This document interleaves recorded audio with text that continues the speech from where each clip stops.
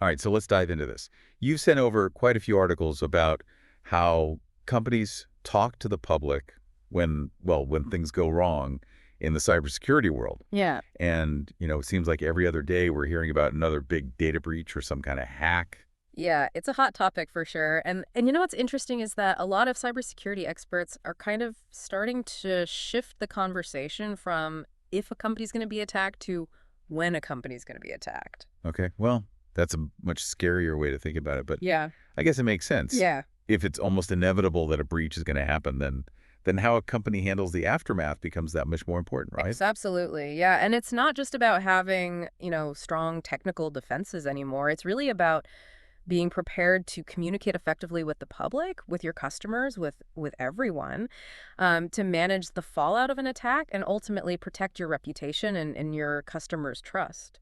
So it's not just about firewalls and algorithms anymore. Right. It's about what happens after the bad guys get in. Yeah, think of it this way. The technical side of security it's like locking your doors, locking your windows. Yeah. It's essential, but it's not foolproof. Right. What happens if someone does break in? Yeah. That's where this whole idea of crisis communication becomes really critical. Okay, I like that. That's a good analogy. Right. Yeah. So let's talk about some real-world examples here. I remember the Equifax breach back in 2017. They waited a whole month to tell anyone. A month. I mean, that's an eternity in the digital age. Can you even imagine how much damage was done in that time? You know, people's data was potentially compromised and they had no idea. They were left in the dark, Yeah. unable to take steps to protect themselves. It was a PR nightmare, and it ended up costing Equifax a fortune, something like $425 million in settlements. Exactly. And that's a stark reminder that the cost of silence can be astronomical. We're not just talking about reputational damage here. We're talking about real financial consequences. Yeah, and it's not just Equifax. Target, back in 2013, that was another example where communication missteps really hurt them, actually hurt their sales. People lost trust and just stopped shopping there. Yeah, and Target's case just highlights how crucial it is to have a clear, concise, and consistent message. When you have confusing or contradictory statements coming out, it just erodes trust and makes the situation even worse.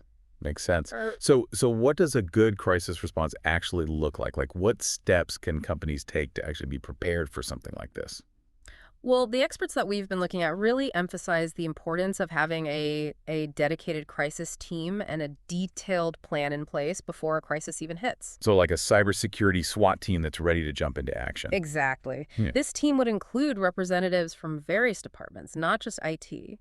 You need people from legal, PR, customer service, maybe even operations, all working together. Well, that makes sense, right? I mean, a cyber attack can impact every aspect of the company, so it makes sense to have, a cross-functional team handling the response. Well, right. And this team needs a playbook, a clear set of procedures that outlines who does what, how to communicate with different stakeholders, and, what steps to take to contain the damage and recover. So it's not just about having the right people.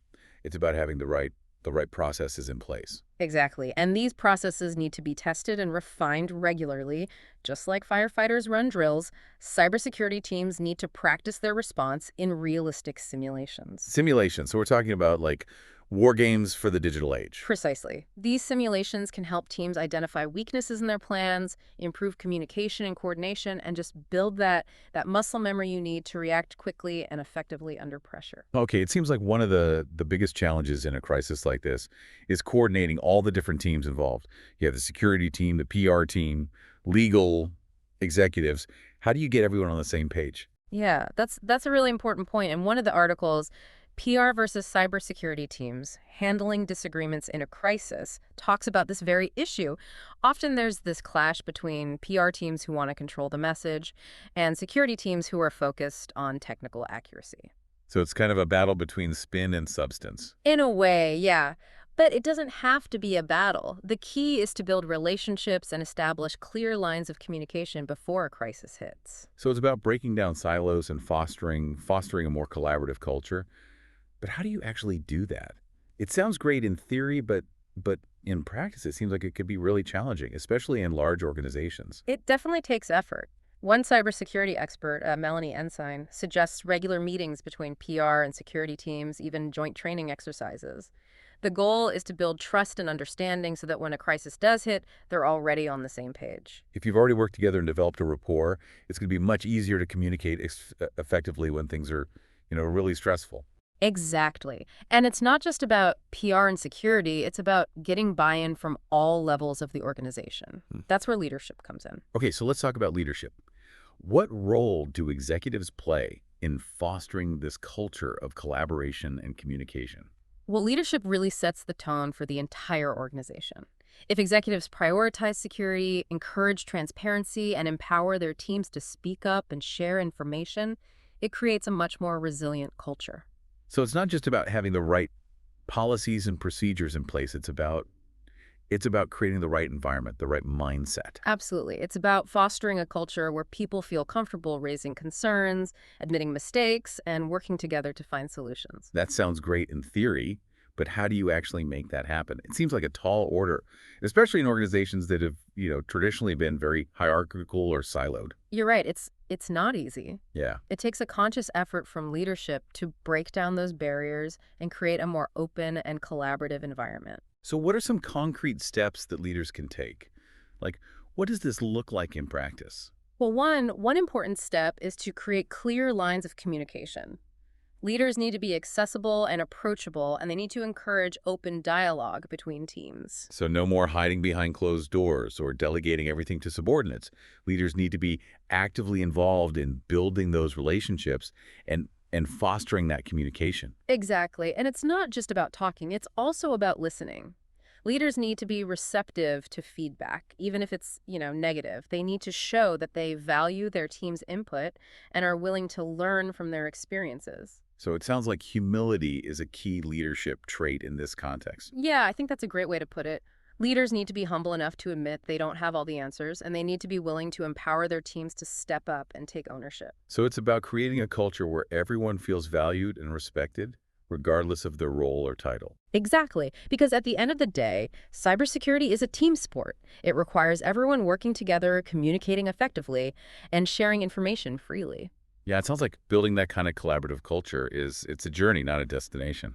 You're absolutely right. It's an ongoing process that requires constant attention and effort. So we've talked about the importance of preparation, the need for those cross-functional teams, the role of simulations, and the crucial role of leadership in fostering a collaborative culture. What else is there?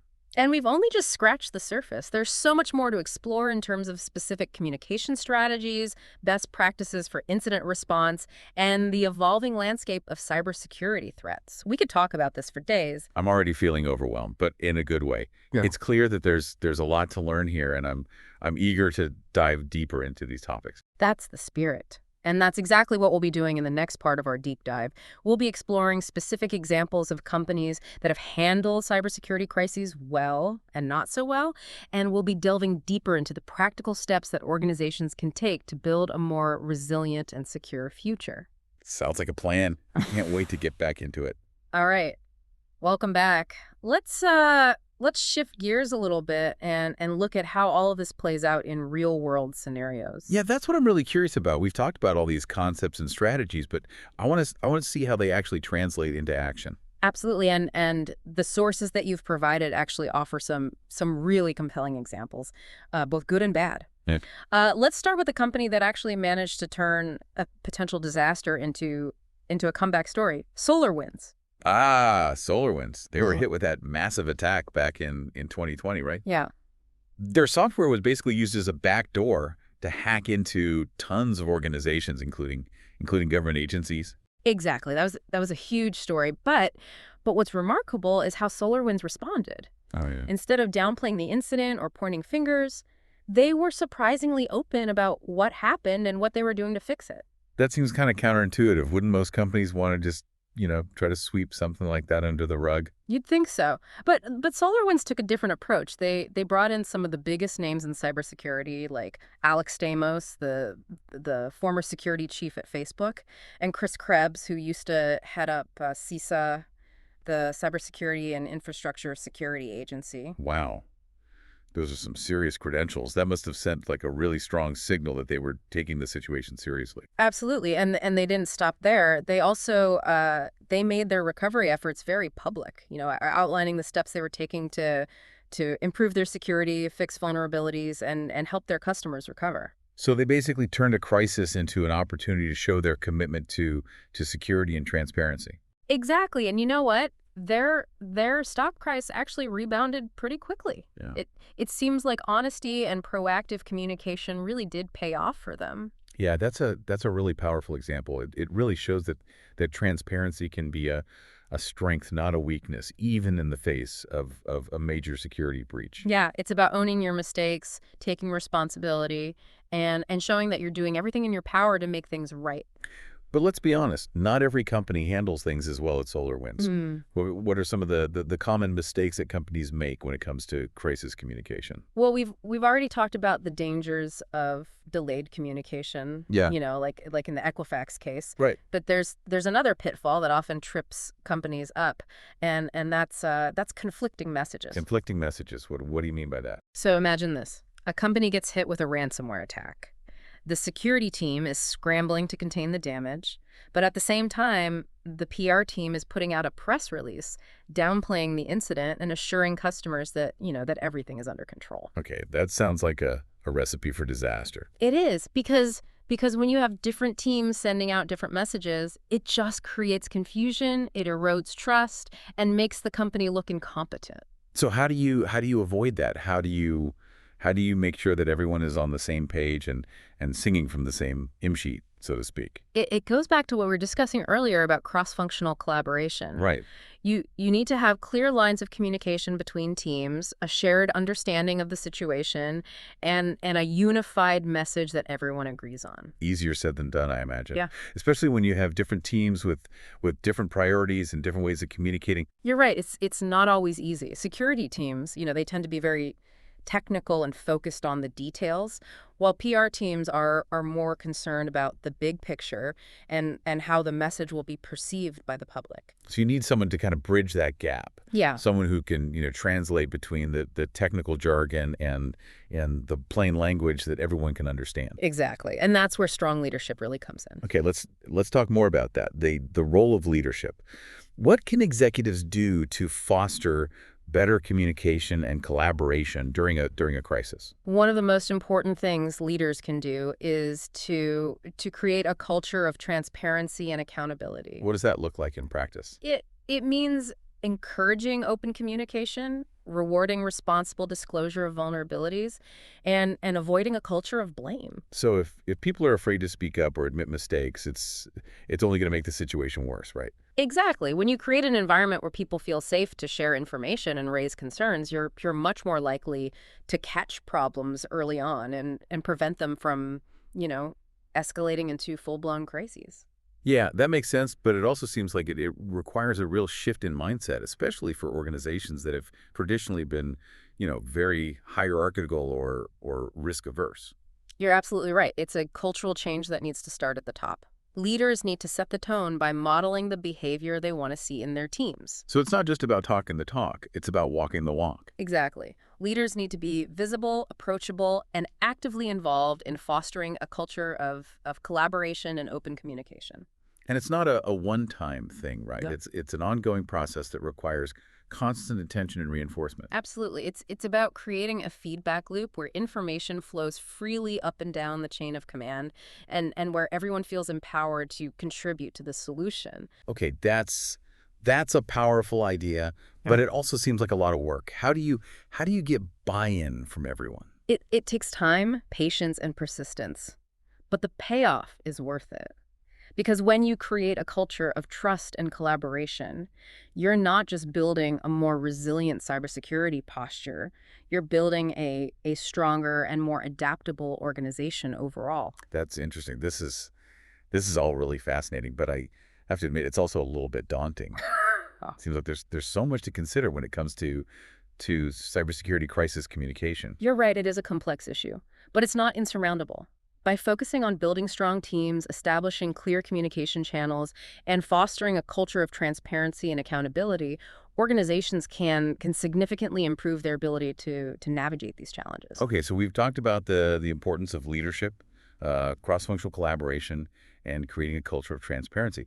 But what about the individual team members? What skills do they need to be effective communicators during a crisis? That's a great question, and it brings us to an interesting point that was raised in one of the articles, the importance of soft skills in cybersecurity. Soft skills, that sounds a little fuzzy for the cybersecurity world. Maybe, but they're actually crucial for effective teamwork and communication, especially in high pressure situations like a cyber attack. Okay, so what kind of soft skills are we talking about? Things like empathy, active listening, clear communication, conflict resolution, and the ability to stay calm under pressure. Yeah, those are definitely valuable skills in any profession.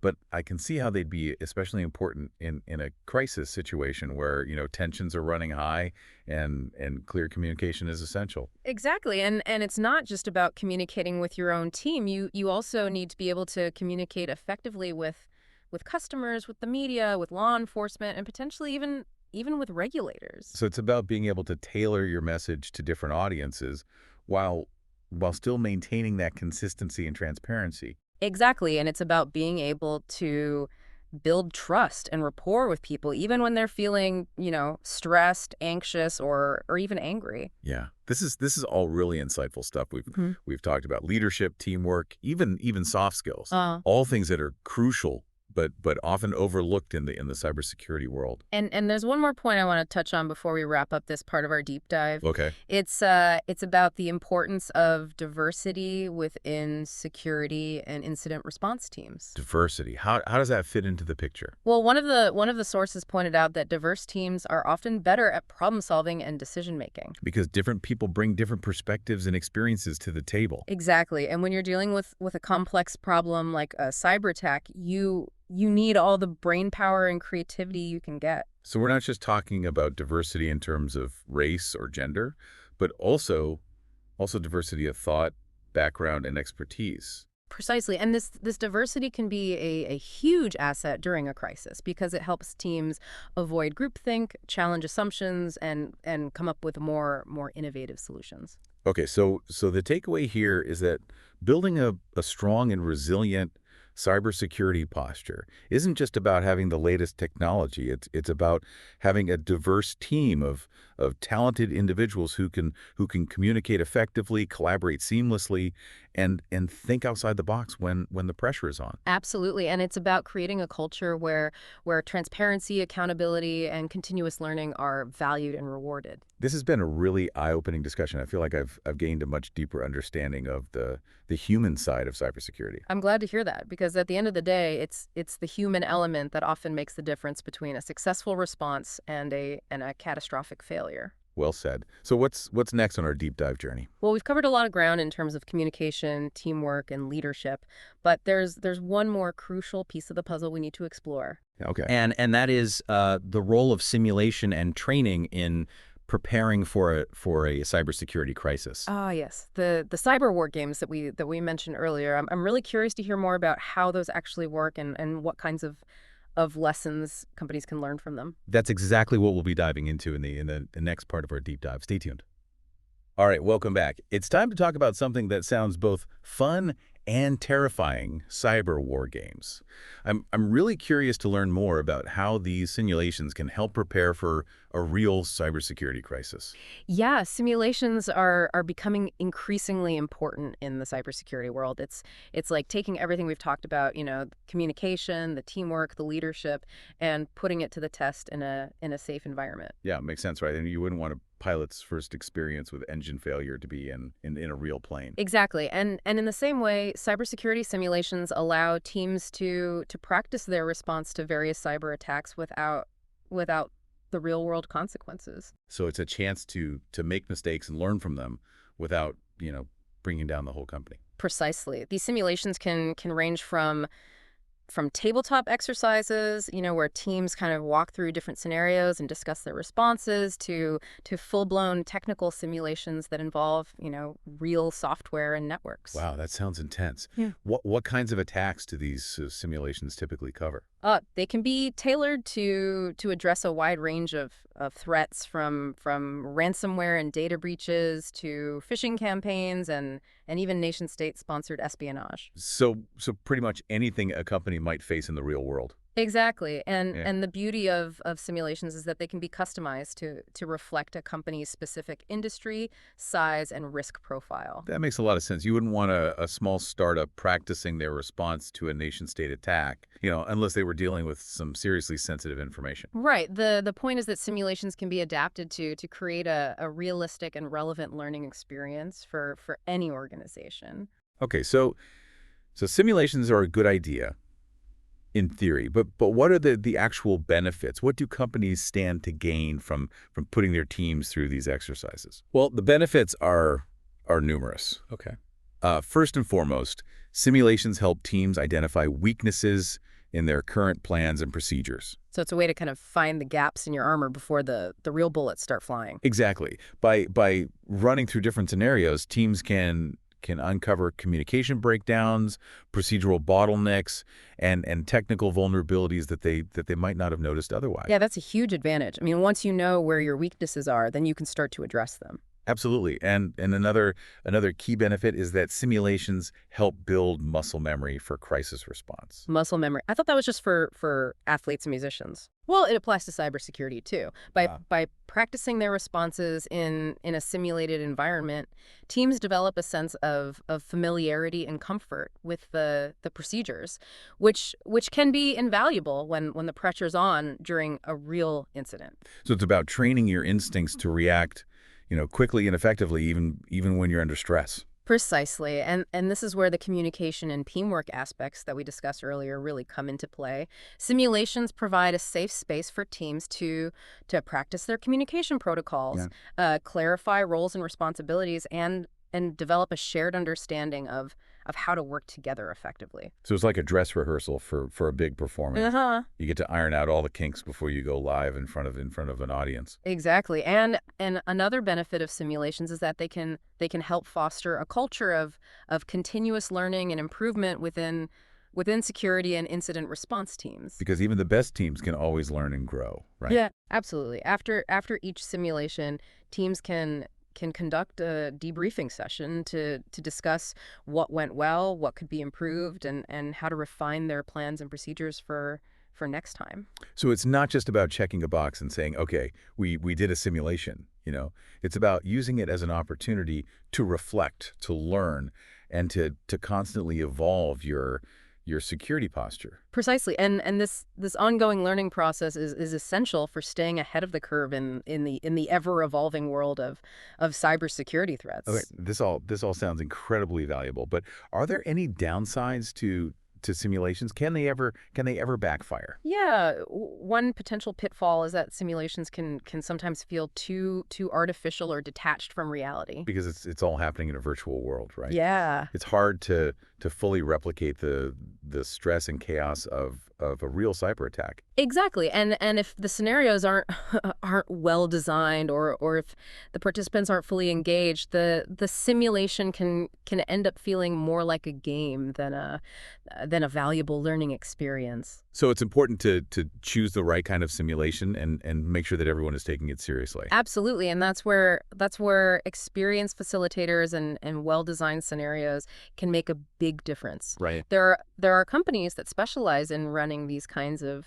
cybersecurity simulations, offering everything from tabletop exercises to immersive virtual reality experiences. Wow. It seems like there's a whole world of cybersecurity training out there that most people aren't even aware of. That's true, and it's becoming increasingly important for companies of all sizes to invest in these kinds of training programs. To make sure their teams are prepared for the inevitable, you mean? Unfortunately, yes. As we've discussed, it's not a matter of if, but when. Okay, so simulations are important, but they're only part of the solution. What other steps can companies take to build a strong and resilient cybersecurity posture? Well, as we've discussed throughout this deep dive, it's about taking a holistic approach that encompasses people, processes, and technology. So it's not just about having the latest firewall or intrusion detection system.